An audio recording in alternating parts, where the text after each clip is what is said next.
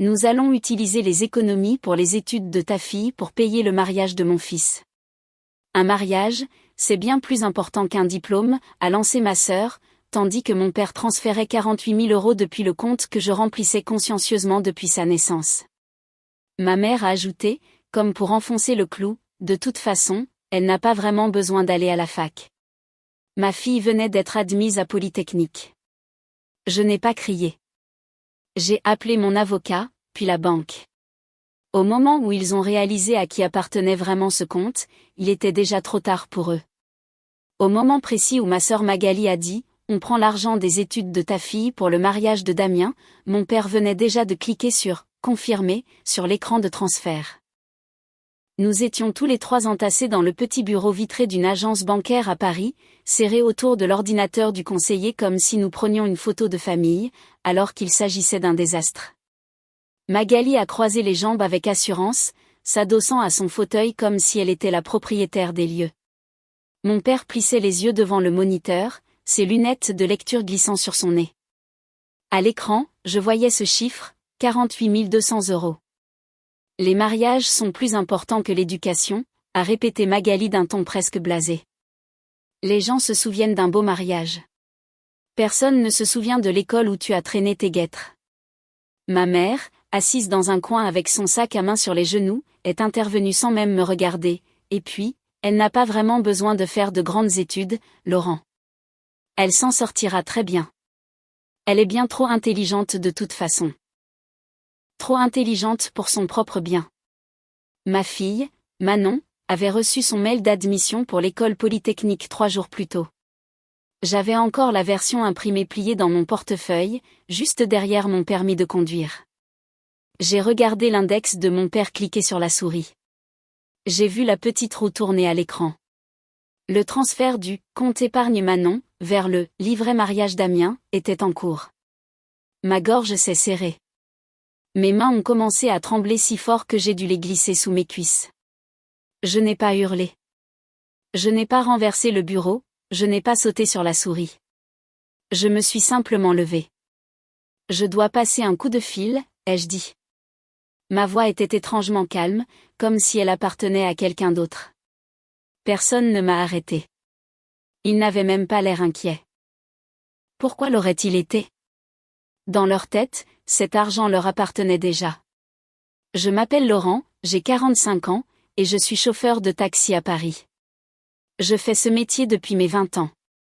Je connais chaque sens unique du centre-ville, chaque raccourci pour éviter les bouchons vers Roissy-Charles de Gaulle, chaque nid de poule qui ne sera jamais réparé. Je suis aussi un père célibataire. Manon a 18 ans, elle est discrète, vive comme l'éclair, le genre de gamine qui lit des manuels de physique quantique pour s'amuser et qui s'excuse quand quelqu'un d'autre la bouscule. Sa mère est partie quand elle avait 2 ans, disant qu'elle n'était pas faite pour cette vie-là. J'ai enchaîné les gardes de nuit, j'ai appris à lui faire des tresses parfaites grâce à des tutos sur YouTube et j'ai commencé à mettre de l'argent de côté. Au début, c'était juste ce qui restait de mes pourboires à la fin de la semaine. Parfois 10 €, parfois rien du tout. Puis c'est devenu 50 € par semaine, puis 100. Quand les applications de VTC sont arrivées et que le métier est devenu difficile, j'ai travaillé encore plus d'heures pour que mes versements restent réguliers. J'ai ouvert ce compte d'épargne la semaine de son premier anniversaire avec seulement 25 €. Pendant 18 ans, je l'ai nourri, prime de Noël, pourboire d'aéroport, et même les billets de 20 € froissés que des hommes d'affaires ivres laissaient entre les sièges. Chaque fois que mes parents ou ma sœur avaient besoin d'un petit service, je m'assurais quand même de verser quelque chose sur ce compte. Mes parents étaient au courant. Magali aussi. Ils adoraient raconter à tout le monde que Manon serait la première de la famille à intégrer une grande école. Ils se vantaient de leur « petite génie » devant leurs amis, puis se retournaient pour lui offrir une pauvre carte cadeau de 10 € à la Fnac, tout en achetant des baskets de marque à 200 € pour Damien, le fils de Magali. Damien a 23 ans aujourd'hui, c'est le « petit prince », grand, sportif, toujours le sourire aux lèvres, mais d'une médiocrité absolue pour tout le reste. Mes parents le traitent comme un roi parce que c'est le premier petit-fils et parce qu'il habite à 5 minutes de chez eux, passant tous les 2 jours pour dévaliser leur frigo. Pendant ce temps, Manon s'était habituée à entendre « Désolé, ma puce, on a déjà promis à Damien de l'aider pour son assurance auto. » Ou encore « On ne veut pas que les autres se sentent nuls en faisant tout un plat de tes notes. Reste modeste. » Et moi, j'aidais sans cesse. Quand Magali et son mari ont eu des retards de loyer il y a 3 hivers, j'ai pioché 3 500 € dans mes économies personnelles pour les dépanner. Quand le chauffe-eau de mes parents a lâché, j'ai payé les 1 800 € de réparation. Quand Damien a raté son BTS et qu'il voulait se lancer comme auto-entrepreneur dans le bricolage, je lui ai acheté ses outils. Il en a perdu la moitié en 2 mois. En plus de tout ça, chaque premier du mois, comme une horloge, 600 € passaient de mon compte courant vers celui de mes parents. C'est juste le temps qu'on passe ce cap difficile, m'avait dit mon père il y a 4 ans. Je me disais que c'était la famille, que ça finirait par tourner, et que le jour où Manon aurait besoin d'eux, ils seraient là. J'aurais dû être plus lucide. 2 mois avant l'incident à la banque, Magali m'a appelé alors que je faisais la queue dans la file des taxis à l'aéroport d'Orly. Bonne nouvelle, a-t-elle lancé. Damien et Amandine ont choisi une date. Pourquoi faire, ai-je demandé, sachant déjà la réponse. Le mariage. C'est sérieux cette fois. Juin prochain. On loue un domaine magnifique dans le Vexin. Ça coûte dans les 30 000 €, mais on ne se marie qu'une fois, non? J'ai sifflé entre mes dents. C'est une sacrée somme, Magali. C'est un événement familial, a-t-elle répondu. On va tous participer. Papa et maman mettent 10 000. Toi, tu as le compte pour les études de Manon. Tu peux éponger une grosse partie. Le compte de Manon est pour Manon, ai-je répondu du tac au tac. Elle postule à Polytechnique. La vie sur le campus, les livres, les frais, ça ne va pas être gratuit. Magali a ricané. Lix. Laurent, sois sérieux. C'est pour les enfants de ministres, ça. Elle finira probablement à la fac du quartier comme tout le monde. Et même si elle est prise, il existe des bourses ou des prêts. Damien, lui, a besoin de cet argent maintenant. C'était la première fois que je disais non. Je lui ai dit que je participerais pour le vin d'honneur, peut-être 5 ou 6 000 € maximum, mais que je ne toucherais pas au fond de Manon. Ce n'était pas négociable. Elle a jeté un froid. Je vois. C'est bon à savoir. Ton neveu et ta nièce s'en souviendront. Ma fille aussi s'en souviendra, j'ai répliqué. Depuis ce jour, ils m'ont puni. Des petites piques lors des repas de famille, des commentaires sur mon côté, avare, des blagues sur les chauffeurs de taxi qui se prennent pour des riches. Les 600 € mensuels ressemblaient de moins en moins à de l'aide et de plus en plus à un tribut. Puis l'admission de Manon est tombée. Nous étions dans la cuisine. Elle a ouvert son mail sur son vieil ordinateur portable dont le coin est cassé. Ses mains tremblaient en lisant. Puis elle m'a regardé et a murmuré « Je suis prise, papa ». Je l'ai serrée si fort qu'elle a poussé un petit cri. Nous sommes allés direct chez mes parents. Je pensais stupidement qu'ils seraient fiers. La première question de ma mère a été « C'est cher ?» Mon père a ajouté « Tu es sûr qu'elle ne va pas au-devant d'une déception ? Ces endroits sont faits pour les gosses de riches. » Magali a simplement dit « Tu aurais dû la convaincre de faire un BTS en alternance. Ça aurait réglé le budget du mariage. » J'ai préféré en rire. J'ai eu tort, car une semaine plus tard, mon père m'appelait pour me demander de les rejoindre à la banque afin de mettre l'avenir de Manon sur des bases solides. Je pensais qu'ils avaient enfin décidé de l'aider. Au lieu de cela, je suis entrée pile au moment où mon père cliquait sur « Confirmer » pour vider plus de la moitié de son avenir. Je suis sortie de ce bureau vitré pour rejoindre le couloir. Mon cœur battait si fort que je le sentais jusque dans mes dents. J'ai composé le numéro du seul avocat que je connaissais, Maître Victor. Je l'avais conduit à l'aéroport un jour de tempête de neige et nous étions restés bloqués dans les bouchons pendant 1 heure. Nous avions discuté tout le long. Il m'avait donné sa carte en disant « Si jamais tu as besoin d'un conseil juridique et que tu ne veux pas te faire plumer, appelle-moi. » Tarif spécial pour les collègues chauffeurs. Je ne l'avais jamais appelé jusqu'à ce jour. Il a décroché à la 2e sonnerie. Laurent ? Tout va bien ? Non, j'ai répondu. Je crois que mes parents viennent de voler l'argent des études de ma fille. Je lui ai fait le résumé rapide, le compte, le transfert, le clic de mon père. Où es-tu? A-t-il demandé. Encore à la banque. Parfait. Retourne dans le bureau. Ne crie pas. N'accuse personne. Demande à parler au directeur de l'agence en privé. Dis que tu veux suspendre le transfert pour suspicion de fraude. Utilise ce mot, fraude. Puis mets-moi en haut-parleur. Mes jambes étaient comme du coton, mais je suis retournée dans le bureau. Magali pianotait sur son téléphone. Mon père discutait tranquillement avec le conseiller. Ma mère fouillait dans son sac. Écoutez, j'ai dit en forçant ma voix à ne pas trembler. Avant de finaliser quoi que ce soit, je veux parler au directeur seul à seul. Magali a levé les yeux au ciel. Oh, ça recommence. Ne fais pas ton mélodrame, Laurent. On a déjà. J'ai dit que je devais vous parler seul, j'ai répété en fixant le conseiller. Peut-être était-ce l'expression de mon visage, ou le mot « fraude » que j'avais déjà lâché à l'accueil, mais le conseiller a dégluti et a acquiescé. Mes parents et Magali sont sortis en ronchonnant. J'ai mis Victor en haut-parleur. Bonjour, a dit Victor d'une voix posée. Ici maître Victor Patel. Monsieur Russo pense qu'un transfert non autorisé a été initié depuis le compte d'épargne de sa fille. Nous exigeons le gel immédiat de cette opération et l'accès au dossier du compte. Le conseiller a écarquillé les yeux. Bien sûr, un instant. Il a cliqué nerveusement, puis a froncé les sourcils. Ce compte. Il a ajusté ses lunettes. C'est un compte au nom de monsieur Laurent Russo, avec Manon Russo comme bénéficiaire. Je ne vois aucun cotitulaire. Qu'en est-il des mandataires autorisés, a demandé Victor. Le conseiller a fait défiler l'écran.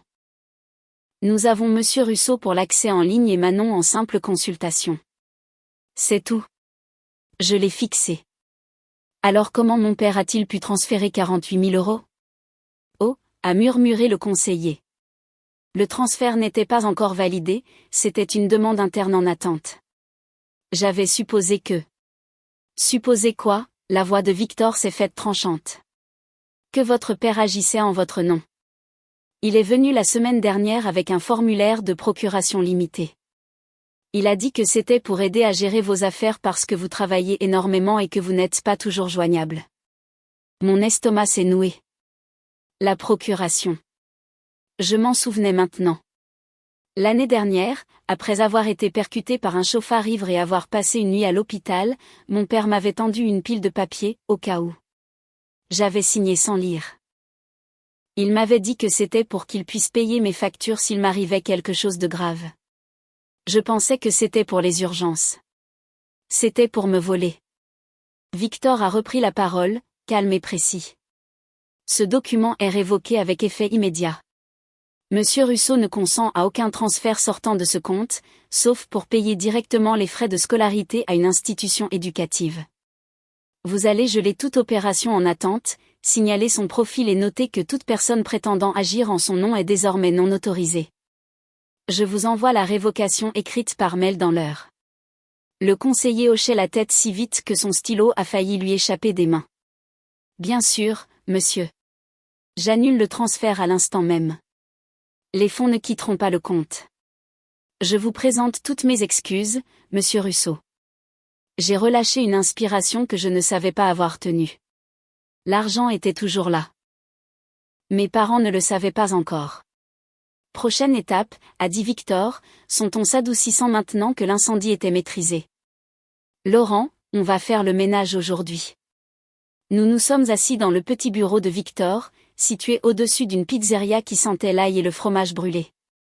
J'avais encore ma radio de taxi à la ceinture qui grésillait de temps en temps. Sur la table entre nous, la procuration avec laquelle mon père m'avait piégé, les relevés du compte d'épargne, ceux de mon compte courant d'où partaient les 600 € mensuels, et les papiers d'un compte joint que mes parents m'avaient demandé d'ouvrir pour des vacances en famille il y a quelques années. Victor lisait. Je fixais mes mains. Bon, a-t-il fini par dire. La bonne nouvelle, c'est que ton père a été paresseux. La procuration était large mais révocable, et il n'a pas pu finaliser le vol avant notre intervention. Le compte de Manon est sécurisé. Légalement, c'est ton bien, pas le sien. Il n'a aucun droit dessus. Et la mauvaise ? La mauvaise, c'est qu'ils avaient l'intention de te siphonner jusqu'à la moelle. Et ils ont déjà commencé ailleurs. Il a tourné un relevé bancaire vers moi. Un compte d'épargne joint, mon nom et celui de mon père. Solde, 31 €. Il y avait 14 000 € dessus il y a 6 mois. C'est passé où ? J'ai demandé, même si je connaissais la réponse. Il a pointé les transferts, paiement pour le mariage d'Amiens, retrait d'espèces, règlement de carte de crédit à leur nom. Ils t'ont saigné à blanc, Laurent. Mes joues brûlaient. De honte. De colère. D'une tristesse sourde. Je les ai laissés m'ajouter sur ce compte pour les aider à épargner, j'ai dit tout bas. Je pensais que si mon nom était dessus, ils prendraient ça au sérieux. Ils disaient que ça les sécurisait. Ça les sécurisait surtout d'avoir un distributeur automatique sur pattes, a tranché Victor. Alors, voilà ce qu'on va faire. Pendant l'heure qui a suivi, nous avons tout verrouillé point par point.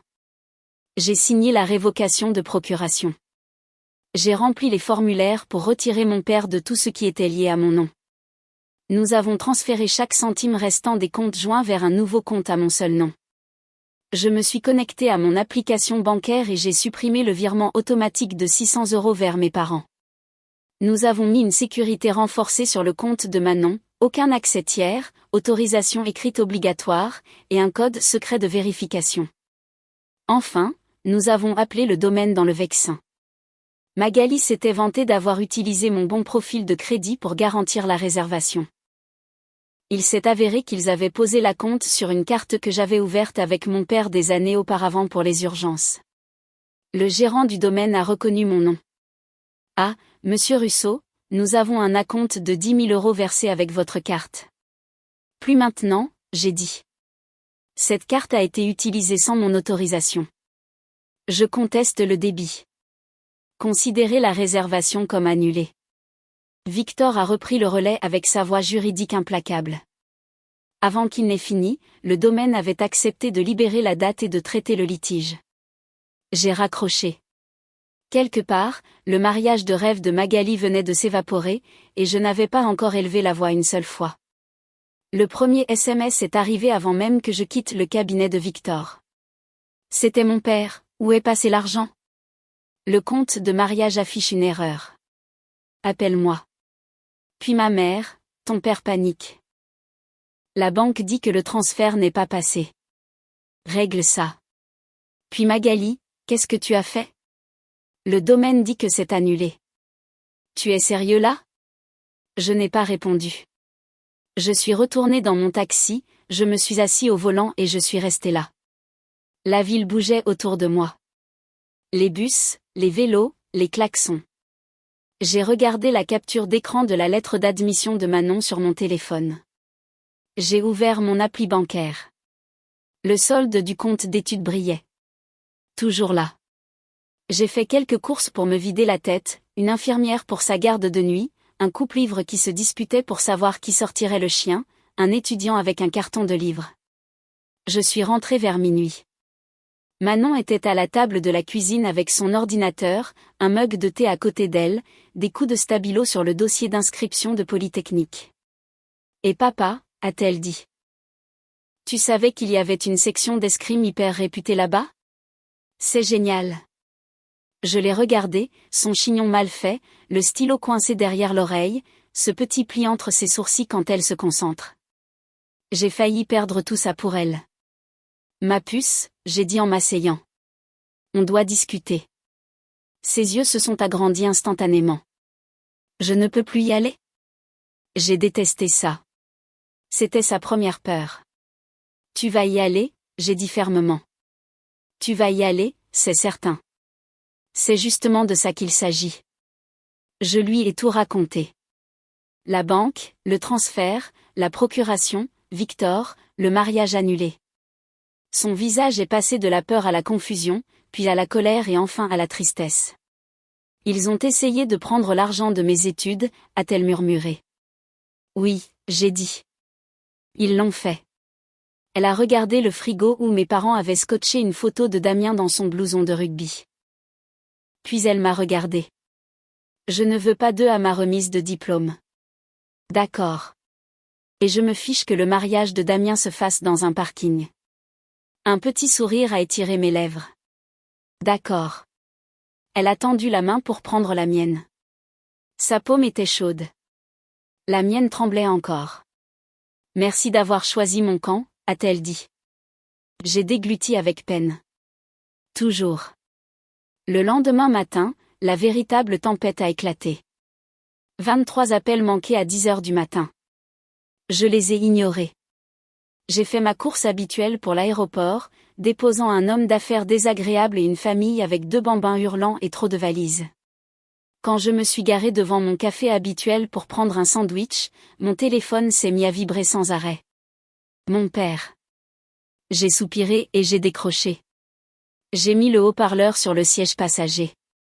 Qu'est-ce que tu as fait, a-t-il aboyé tout de suite. Pas de bonjour. Ils disent que je ne peux plus accéder au compte. L'argent du mariage a disparu. La banque m'a signalé. Tu essaies de me faire arrêter ou quoi? Tu as essayé de voler ta propre petite fille, j'ai répondu. S'il y a un voleur ici, c'est toi. Il a ricané. Ne sois pas mélodramatique. On a juste réorganisé les choses. Tu as toujours été trop sensible. Ce n'est pas du vol quand c'est la famille. Oui, parlons-en de la famille, j'ai dit. La voix de ma mère s'est invitée. Ils étaient aussi en haut-parleur de leur côté. Laurent, chérie, pense à Damien. Le mariage est dans 4 mois. On doit payer les acomptes. On a déjà promis aux invités. On a pris ce qui nous semblait juste. Manon est intelligente, elle aura des bourses. Elle peut aller n'importe où. Damien, lui, n'a que cette chance-là. Elle a été prise à l'X, j'ai dit. C'est ça, sa chance. Polytechnique, a répété mon père comme si c'était un gros mot. Tu crois vraiment que ces gens-là vont l'accepter? C'est la fille d'un taxi de banlieue. Arrête de vivre dans un fantasme. Les mariages, c'est réel. C'est la vraie vie. C'était là. Il ne voulait pas seulement l'argent.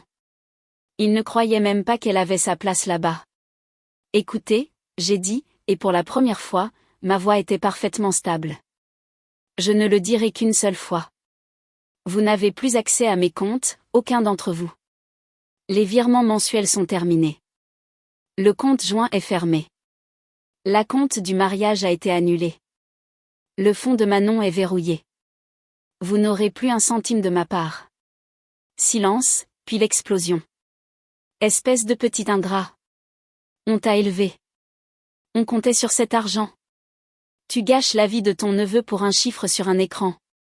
Je les ai laissés hurler jusqu'à ce qu'ils soient à bout de souffle.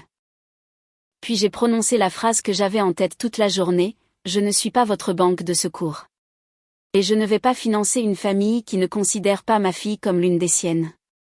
Ma mère a tenté le coup de la culpabilité, alors tu l'as choisie, elle, plutôt que nous. J'ai eu un rire franc. Oui. C'est ça, être un parent. J'ai raccroché. Ils ont rappelé. J'ai bloqué leur numéro. Ils n'en avaient pas fini. Évidemment, quand des gens comme mes parents perdent le contrôle, ils ne se remettent pas en question. Ils font campagne.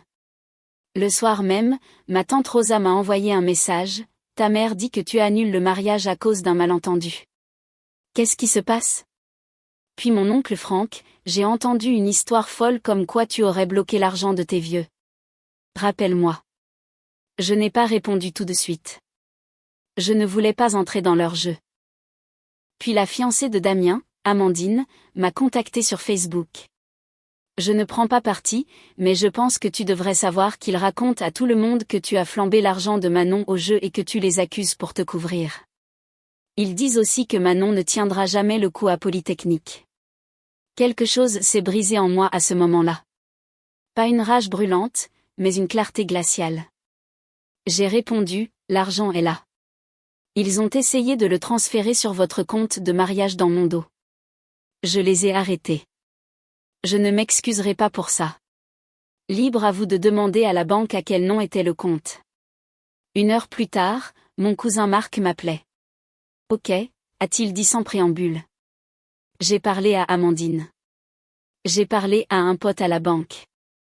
Je suis co-signataire sur le compte du mariage, tu te souviens? Tes parents mentent comme des arracheurs de dents. Je voulais juste avoir ta version, mais mon vieux, il était temps qu'il se fasse coincer.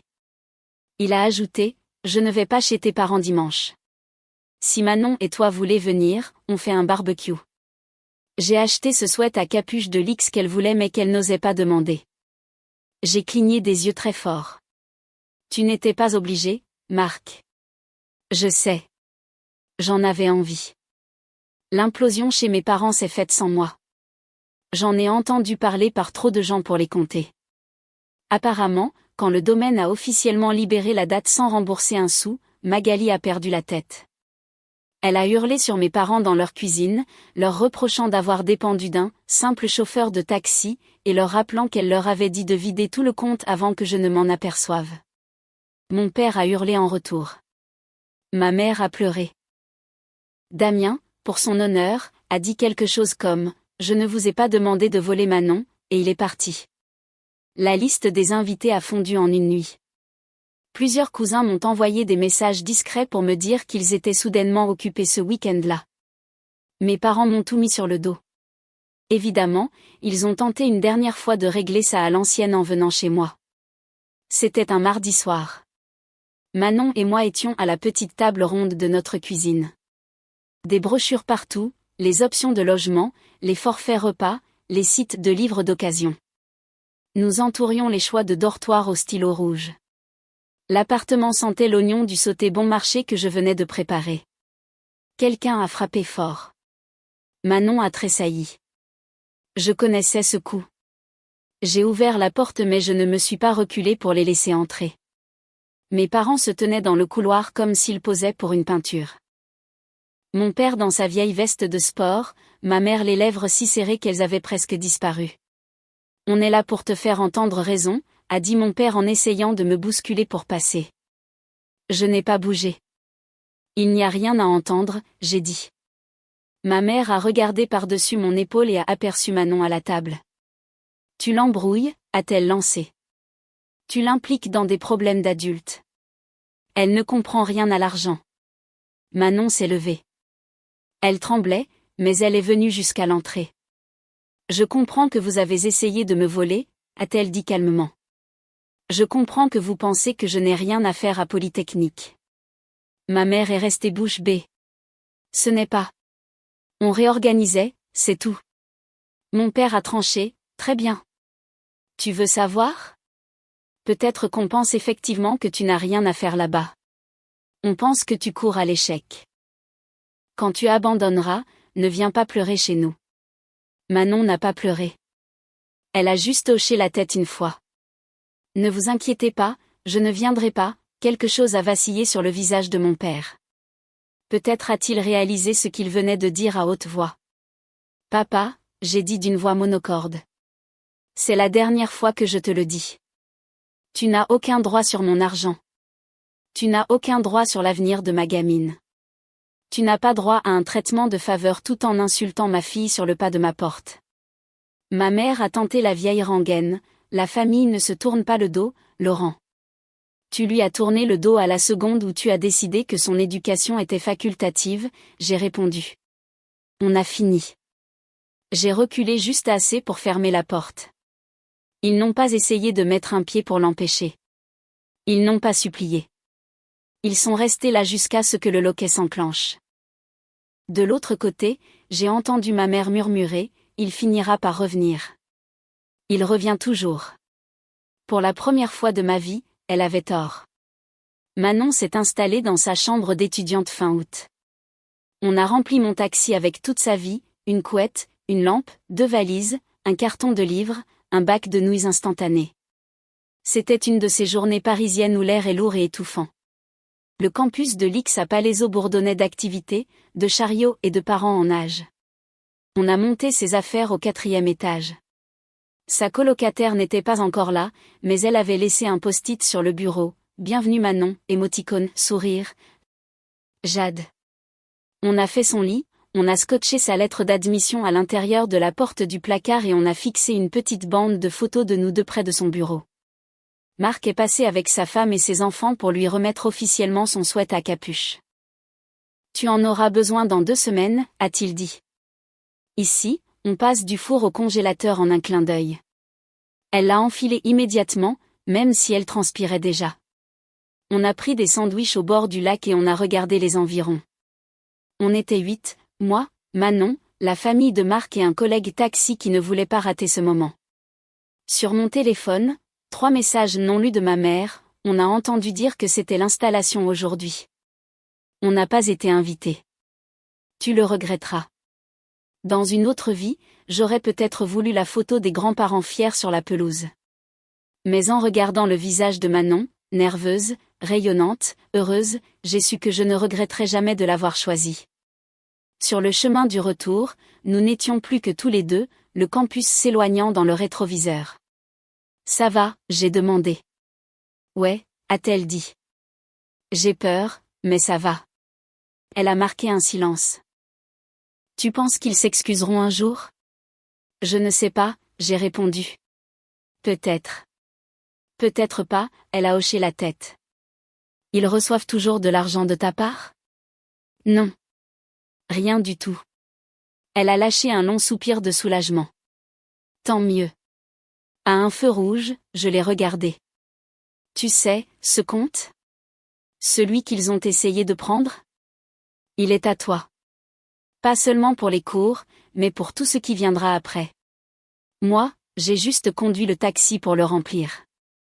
Elle a souri. Le meilleur chauffeur que j'ai jamais eu. Le feu est passé au vert. L'autocollant de l'école sur la lunette arrière a pris le soleil. Alors que je rentrais chez moi, la chaise au bout de notre petite table est restée vide. Je ne me suis pas pressée de la remplir. Ce soir-là, j'ai glissé le dernier relevé de son compte dans un dossier intitulé « Avenir Manon ». J'ai longtemps cru que mon travail était de maintenir tout le monde à flot. Il s'avère que c'est plus simple, protéger ma fille. Si mes parents veulent un jour revenir, ils sauront où chercher. Pas à un mariage princier acheté avec de l'argent volé, mais un jour, à une remise de diplôme où la gamine qu'ils ont sous-estimée portera l'écharpe de Polytechnique.